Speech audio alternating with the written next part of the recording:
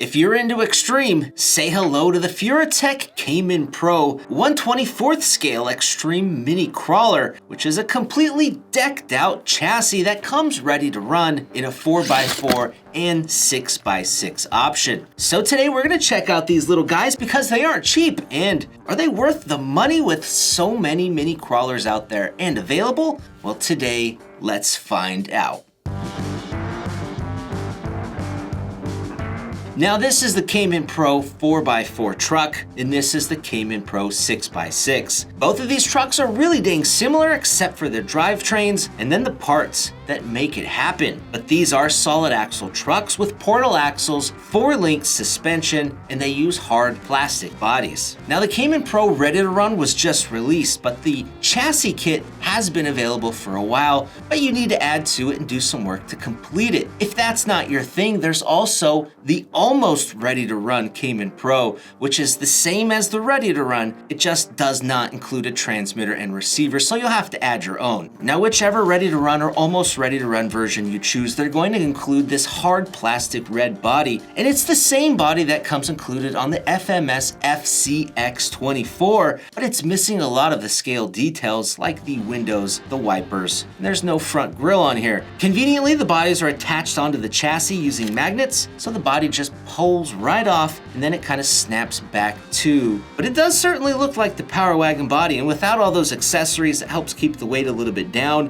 I'm not sure if that was the intention, but that helps reduce the weight because hard plastic bodies are generally a little bit more heavier than Lexan. Now, from everything that I can tell, these trucks are based off of the FCX24 from FMS. Now, Furitek has been making accessories and option parts for some of the 1/24th scale crawlers for a few years now. And it seems like what they've done is they've taken the whole host of all the option parts they have for a single platform and put it all together to make a single kit. Now, under the body, we have a carbon fiber rail system. This is the FMX24 carbon fiber chassis kit that Furitek offers, and they've used that as the backbone for this truck. These carbon rails are super stiff despite not having a front bumper, and if you try to give them a twist, they do not flex much at all, only the slightest amount. And it's mainly coming out of the back side.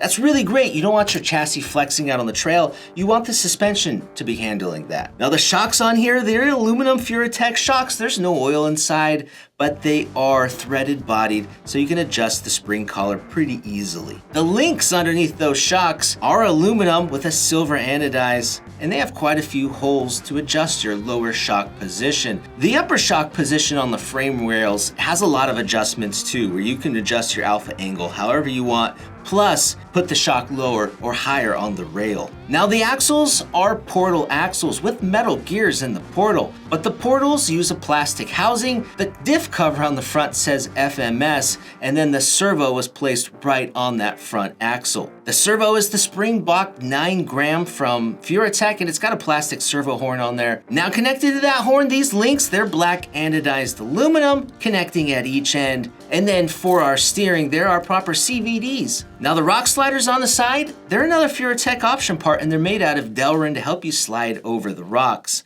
The drive shafts for the center, they're plastic telescoping drive shafts. And then on the very bottom, we have an aluminum low CG skid plate, which houses the Mini Stellar transmission, which features an aluminum red anodized housing. This is the Mini Komodo brushless motor. It's an 1806 size, 2000 kV, and it's an outrunner, so you can watch it spin as it moves. Check out how smooth the motor action is. That right there is on the low end of it just creeping.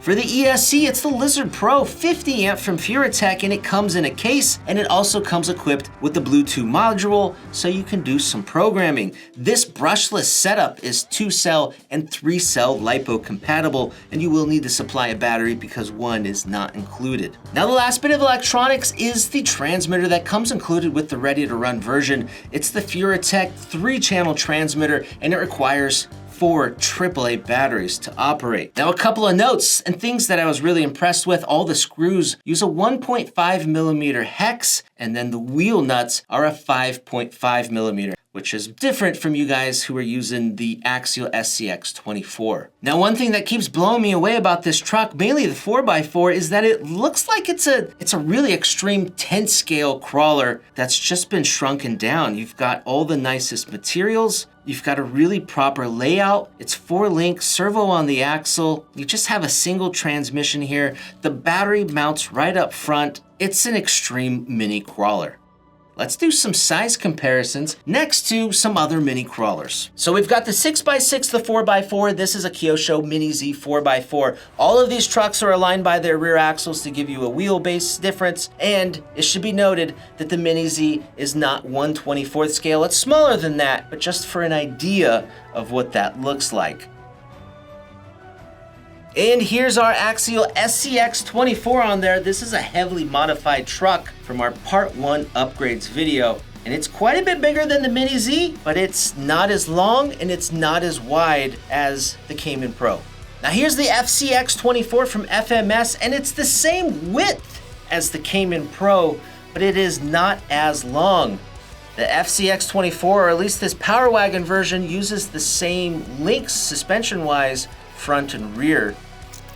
Whereas on the Cayman Pro, it uses longer links in the back, so you're gonna get a longer wheelbase. All right, last but not least is the Traxxas TRX4M, and wheelbase-wise, it is almost exactly the same as the Cayman Pro, and width-wise, they're almost identical. The Cayman Pro may be just a tad wider. So size-wise, the Cayman Pro has a big footprint. The 4x4 specifically, compared to the other trucks, it's really wide, it's really long, and it should tackle the terrain really well. There is one thing we have to do before we can drive this truck. The tires don't come glued to the wheel, or at least the truck that we received didn't. So before we go out, we're gonna wanna get some tire glue and just glue the rubber to the black wheel. And if you have different aftermarket tires and wheels for your other 1/24th scale crawlers, they'll bolt right on here. It's a plastic hex behind this wheel. It's a 5.5 mil.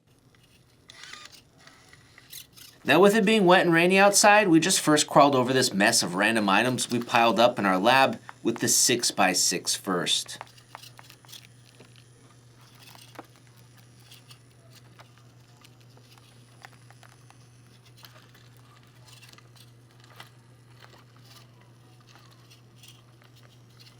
That was super easy. You ready? Okay, yep. Going up and over.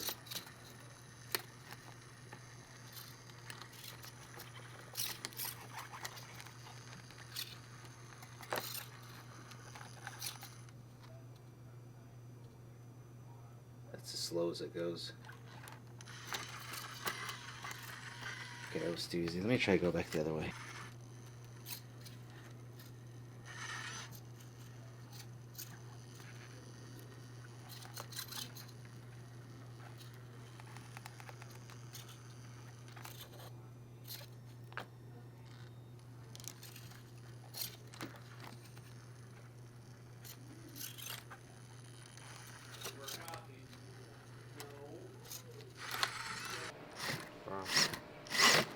Now out in our warehouse, we've made this crude little climbing section, and these boxes are pretty slick, but both trucks are up to it. The 6x6 definitely presents some advantages when climbing.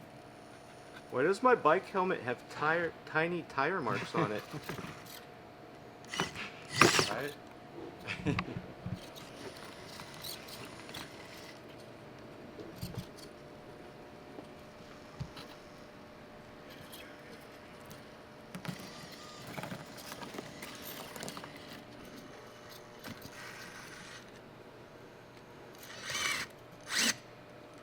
So I had to give the 6x6 some gas right in there to get up and over.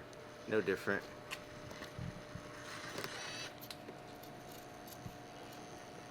Helmet's kind of slick though.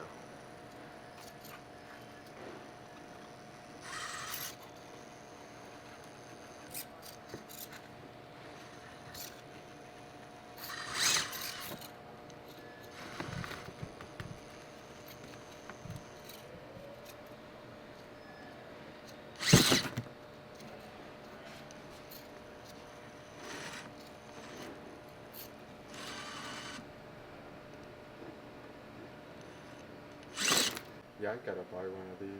Now we don't have the beginning of this clip, but the 6x6 went straight up this flat box side.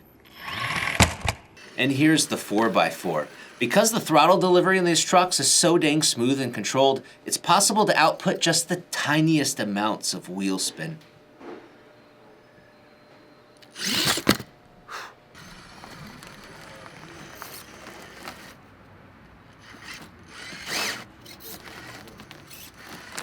Now what's really upsetting about this is I cleared this climb off camera to test it, but then I couldn't do it when the camera was rolling.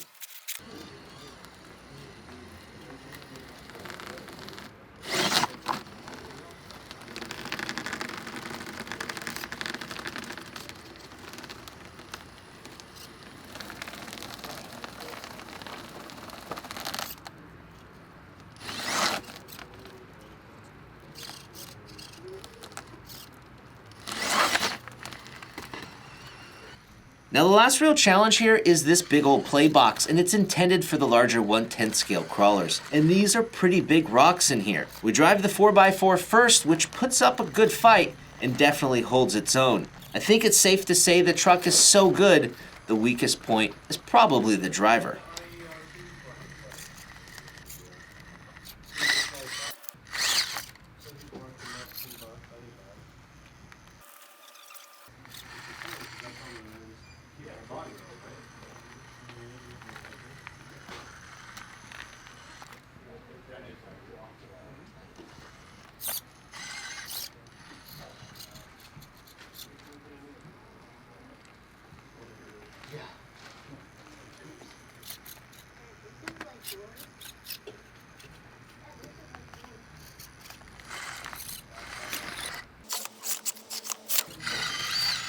Now the 6x6 is really well suited for this larger terrain, and especially climbing up and over because, spoiler alert, that's what it does. The 6x6 is just extra, and it provides that extra stability feeling where the truck is motivated to stay on the wheels, and you can feel that plantedness when driving it. You could say that the 6x6 is easier to drive, it's a bit more forgiving with mistakes, and it requires less finesse and control. You can drive it a little sloppy and it'll still be okay. Now in contrast to that, a 4x4 truck does not like sloppiness. And just like a proper scale crawler or comp truck, the more control and precision the driver demonstrates, the more the truck will reward you. Now these Cayman Pro trucks cost over double what a box stock SCX24 and FCX24 or even a TRX4M costs, which is hard to justify at face value until you realize it's like comparing a ready-to-run to a competition spec vehicle. That ready-to-run is designed to perform all right at an inexpensive price, but the competition rig is designed to outperform everyone else regardless of the price. So for anyone who values performance above all else, enjoys pushing the platform to its limits, or just wants the most extreme out-of-the-box mini crawler you can buy, then without a doubt, the Cayman Pro trucks are absolutely worth it. They are, by far, the best performing mini crawlers we've ever tried. Guys, go check out the Cayman Pro 4x4 and 6x6 with our links down below. And if you want more RC videos, check these out.